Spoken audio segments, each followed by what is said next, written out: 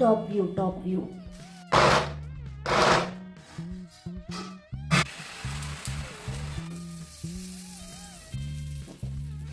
Hello, welcome to our channel. അപ്പോൾ അതേ നോക്കി നമുക്ക് ഈ വെജിറ്റബിൾസ് ഒക്കെ വെച്ചിട്ട് നല്ലൊരു അടിപൊളി സാൻഡ്വിച്ച് ഉണ്ടാക്കിയാലോ. അപ്പോൾ എല്ലാവരും വാട്ടാ നമുക്ക് നോക്കാം. അപ്പോൾ ആദ്യം നമ്മൾ കുറച്ച് വെജിറ്റബിൾസ് എടുത്തോട്ട് കൈ കെട്ടി വെജിറ്റബിൾസ് ഒക്കെ എടുക്കാം.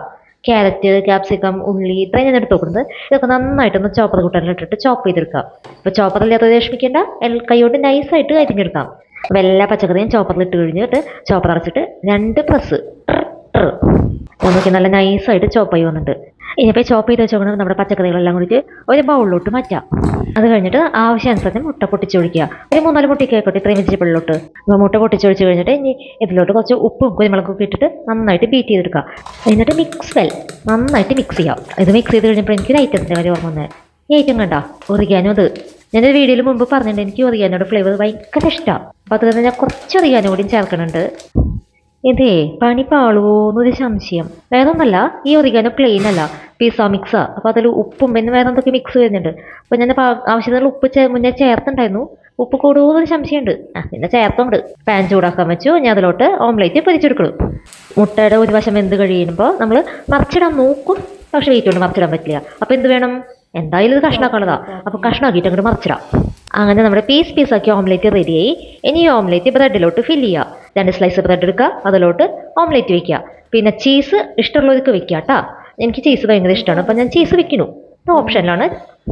ഇങ്ങനത്തെ ഏർപ്പാട്ടിന് ക്യൂബിനേക്കാളും നല്ലത് ഷീറ്റാണ്. അപ്പോൾ ഷീറ്റൊക്കെ ഉണ്ടെങ്കിൽ ചീസിൻ്റെ ഷീറ്റ് വരെ വെക്കുക. അത് കഴിഞ്ഞാൽ നമ്മൾ ആ സെയിം പാനിലോട്ട് കുറച്ച് ബട്ടർ തേച്ച് കൊടുക്കുക. അത് കഴിഞ്ഞിട്ട് നമ്മുടെ സാൻഡ്വിച്ച് ഫില്ല് ചെയ്ത് വെച്ചിട്ടില്ലേ, അത് ഓരോ സെറ്റായിട്ട് വെച്ച് കൊടുക്കുക. അപ്പോൾ കഴിഞ്ഞ പണി ഇത്രയേ ഉള്ളൂ. ഇതിലും എളുപ്പത്തിൽ ഒരു സാൻഡ്വിച്ച് നമുക്ക് ഉണ്ടാക്കാൻ പറ്റുമെന്ന് എനിക്ക് തോന്നുന്നില്ല കേട്ടോ. അത്രയും സിമ്പിളത്. ഇനിയിപ്പോൾ എന്ത് വേണം, നമുക്ക് ബ്രെഡ് ടോസ്റ്ററിൽ വെച്ച ലുക്ക് കിട്ടാൻ വേണ്ടിയിട്ട് ഒരു പ്ലേറ്റ് വെക്കുക. എൻ്റെ കയ്യിൽ ബ്രെഡ് ടോസ്റ്റർ ഉണ്ടായിരുന്നില്ല, അപ്പോൾ ഞാൻ സ്ഥിരം ചെയ്യുന്ന ഏർപ്പാടാണ്.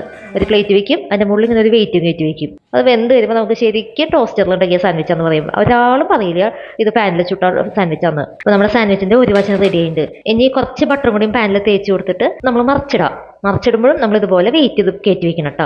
അതാ നോക്കിയേ, ബട്ടർ തേച്ച പാനിലോട്ട് നമ്മൾ ബ്രെഡ് മറിച്ച് വെച്ചിട്ട് വീണ്ടും ഇതുപോലെ വെയിറ്റും കയറ്റി വെച്ചു പ്ലേറ്റിൻ്റെ മേലെ. അപ്പോൾ എല്ലാവരും ട്രൈ ചെയ്ത് നോക്കിയിട്ട് അഭിപ്രായം പറഞ്ഞോളൂ കേട്ടോ. ആരും എൻ്റെ അടുക്ക് കമൻറ്റോ ലൈക്കോ ഒന്നും തരുന്നില്ല കേട്ടോ. ഭയങ്കര വിഷമമുണ്ട് കേട്ടോ.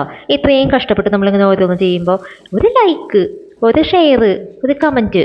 അപ്പം ഞാൻ അത് കഴിച്ചു നോക്കാട്ടോ. നല്ല അടിപൊളി ടേസ്റ്റ്, പറയാണ്ടിരിക്കാൻ വയ്യ. സൂപ്പറാട്ടാ. അപ്പോൾ നിങ്ങളിത് കണ്ടിട്ടോ അല്ലെങ്കിൽ ഇത് ഉണ്ടാക്കി നോക്കിയിട്ടോ ഒരു കമൻറ്റ് തരാം. അതൊക്കെയല്ലേ ഒരു പ്രോത്സാഹനം.